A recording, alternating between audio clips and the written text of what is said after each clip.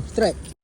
So guys, hari ni kita repeat spot yang sama macam dalam video sebelum ni. Cuma kali ni aku datang dengan abang aku guys. Dia punya TikTok ada dekat bahagian caption guys. So korang boleh follow dia juga. So guys, jom kita mancing.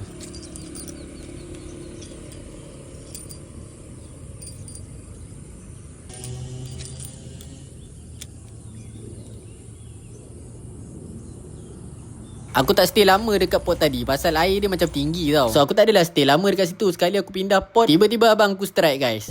Oh, duduk tengah kan? Mak daripada tadi baling tak makan.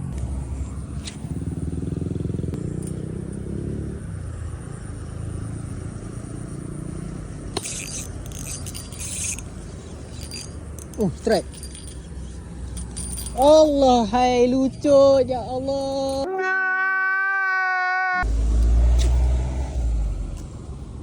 Ni aku pelik mat. Spinning pun boleh bihun Pakai BC pun tak bihun macam ni tau. Lepas tu aku try lah pot lain pula kan. Tempat ni air dia cantik guys. Memang berpotensi. Masalahnya sampai-sampai je terus hujan lebat guys. So kesimpulan dia kali ni aku kumpau lagi lah guys. Aku rasa dah boleh tukar aku nama daripada Jai Lucut kepada Jai Kumpau pula kan. Aduh tak ada mood lah nak sembang panjang-panjang. Korang tunggu je lah next video. Tapi aku rasa next video bukan dekat sini dah kot. Aku nak try tempat lain pula. Okay lah guys, ciao.